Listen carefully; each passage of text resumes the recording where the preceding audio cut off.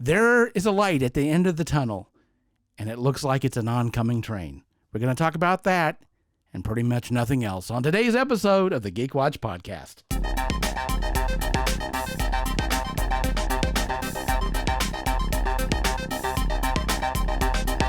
This is the Geek Watch Podcast with Brian Hatcher and Mandy Petrie.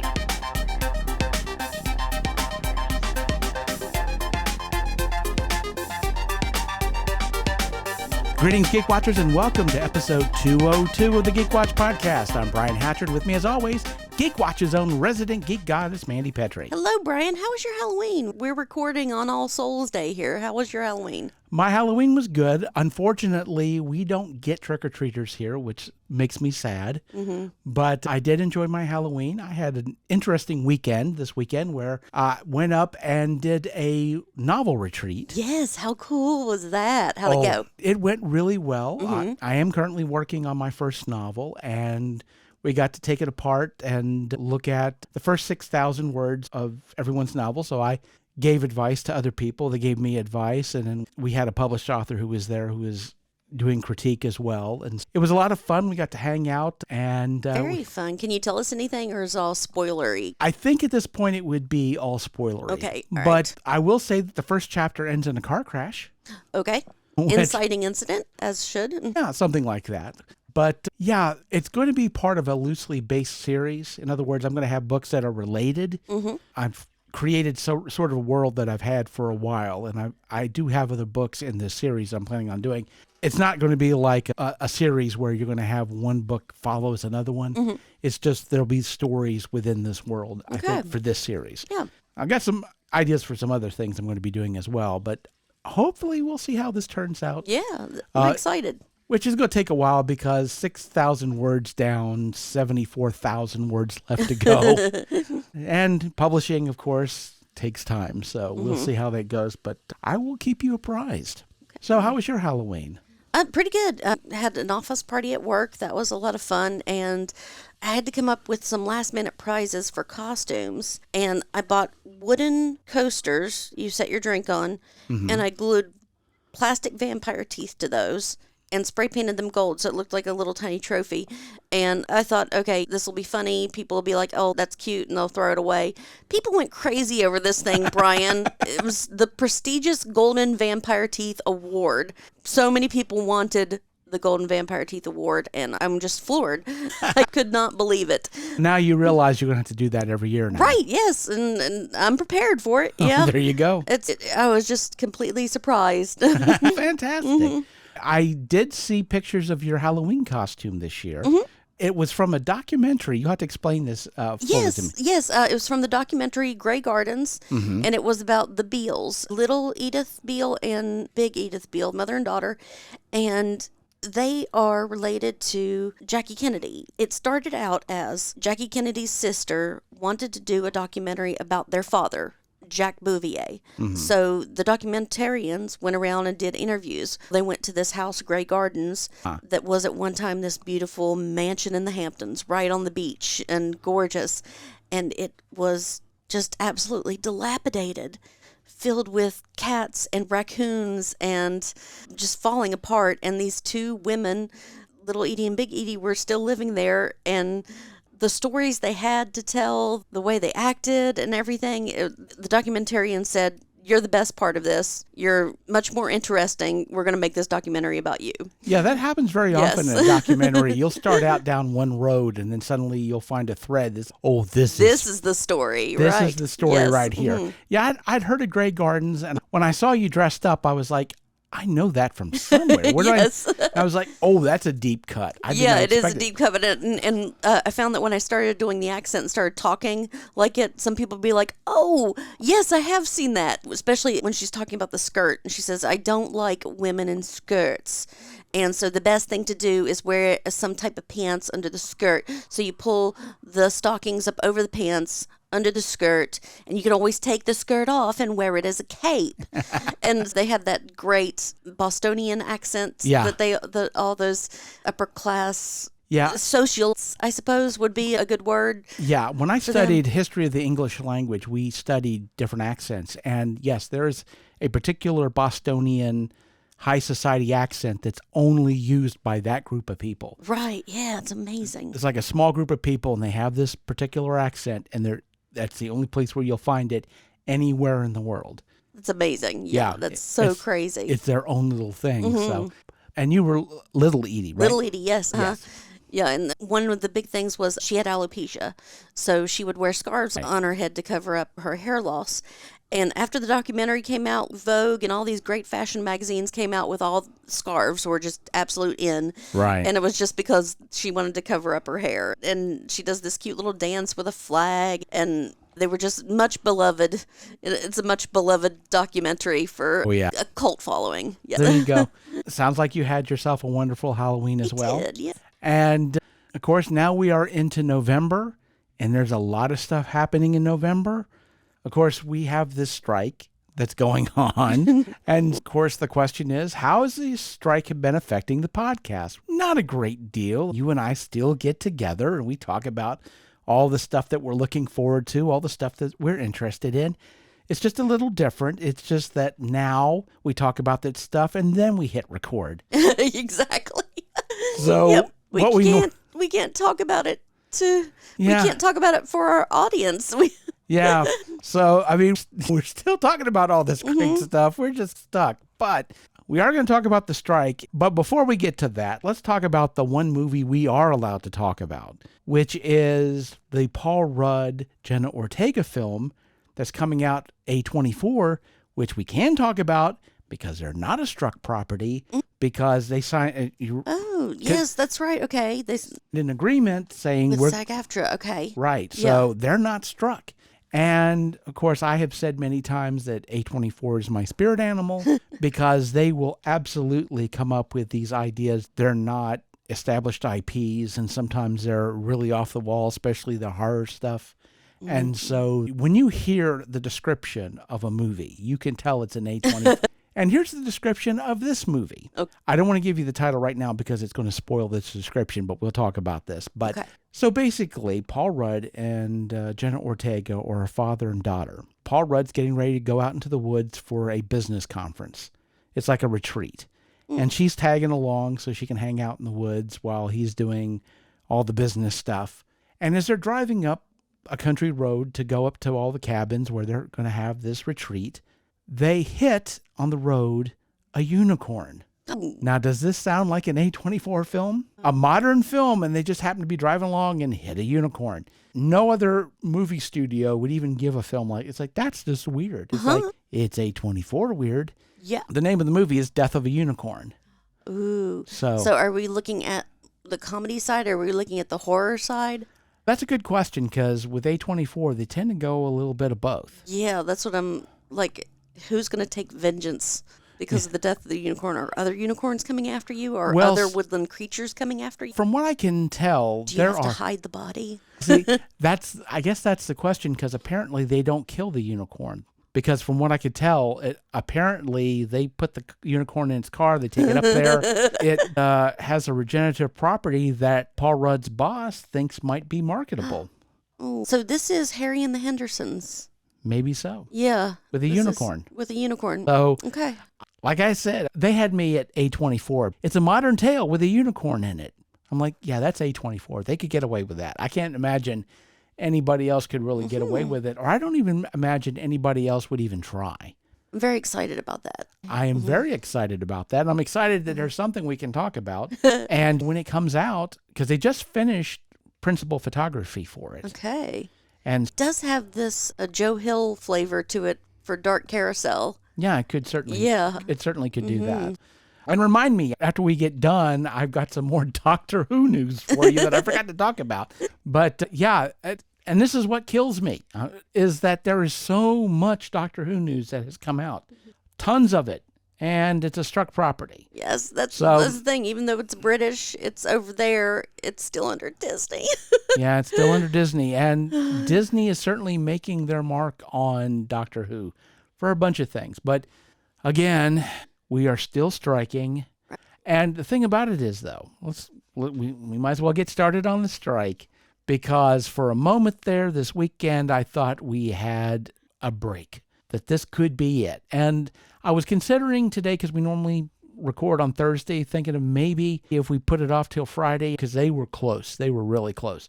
They'd even figured out the whole deal with paying for streaming and all of that. They had finally come to agreement there, and everything was looking peachy keen. And then they get to AI, a.k.a. the hill apparently everyone's ready to die on. Wow. Nobody's budging. I think they spent Wednesday talking for 3 hours about this. They're talking right now as we speak, and they don't seem to be getting anywhere because apparently nobody wants to budge. What makes this even worse is that the AMPTP, before the negotiations even started, stated that this round of negotiations, if they don't come to an agreement, they're not coming back to the table until the first of the year. They put that down right off the bat, which meant that, of course, we talked about how they walked away from the table the last time. And they were putting it out there, we'll do it again, and we won't. $6.3 billion worth of losses in Hollywood, be damned. If we don't iron it out now, you can wait 2 months through Christmas, and then we get to the first of the year, we get to January, we can talk about going back to the table again. And it may have, again, that may have been an indication, this might be a show of force, hey, look, we're willing to walk away from the table, so you better come with an idea that you're going to have to capitulate.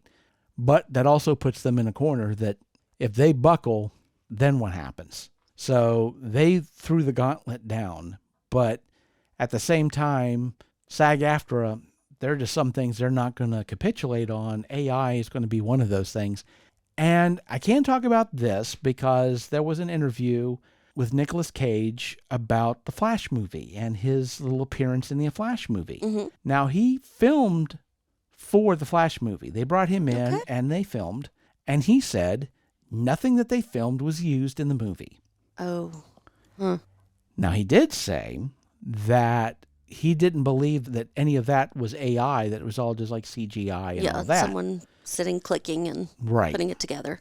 But I got to ask this.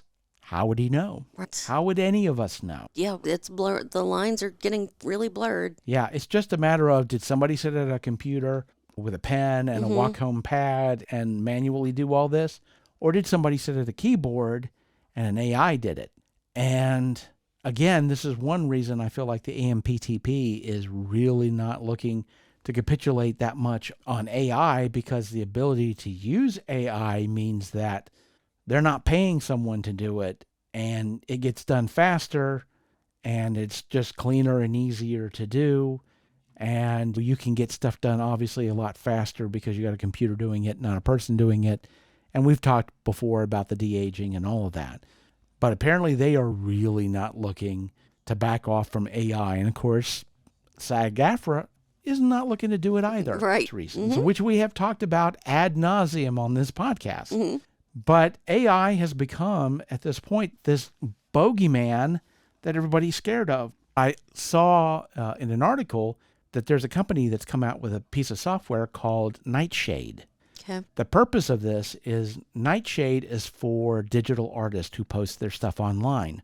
What you do is you use Nightshade to basically put what they call poison pixels into your art. Ooh, yeah. So that if an AI tries to sweep it, the image will be corrupted. So AI learning won't be able to use the picture. That's brilliant.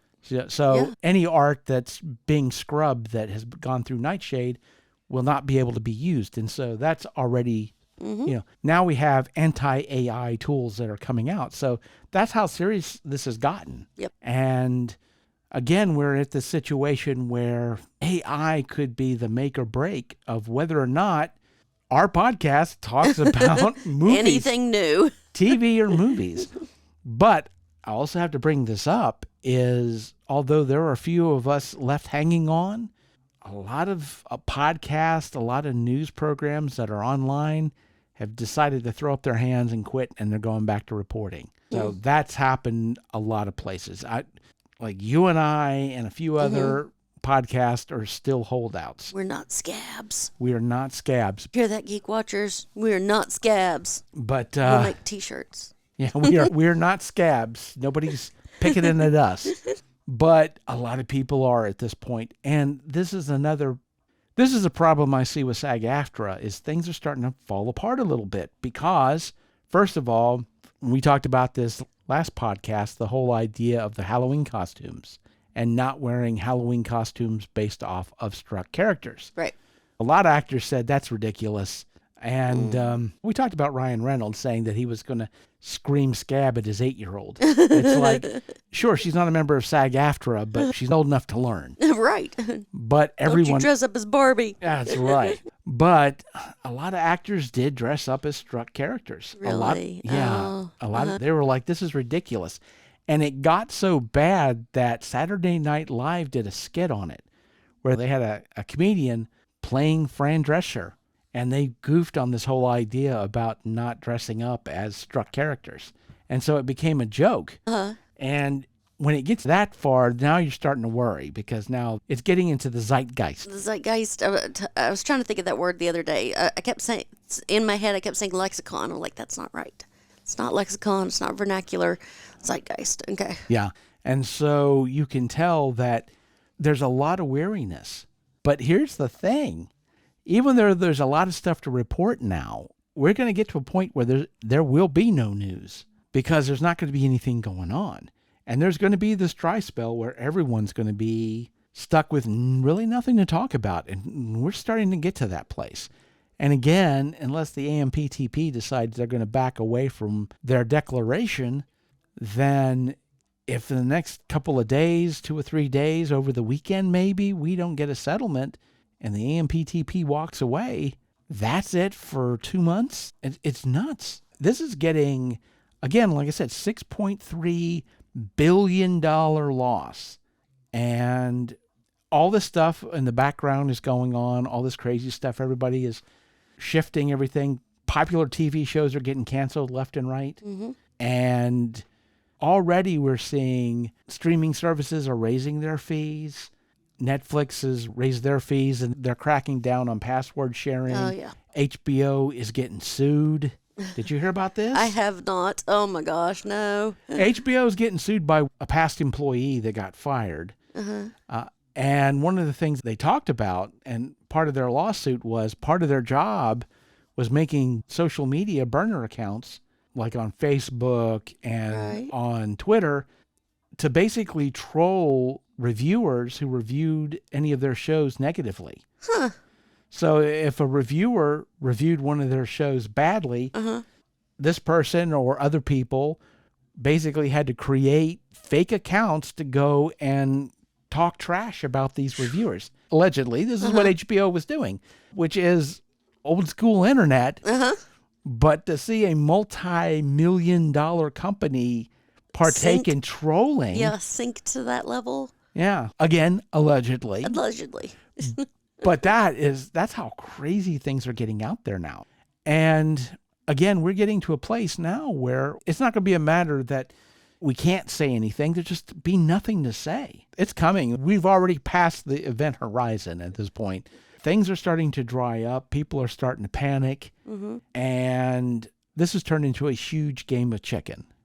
If there's no middle ground that can come from this AI debate, which it doesn't look like it is, because again, this looks like this is the hill that everybody is looking to die on.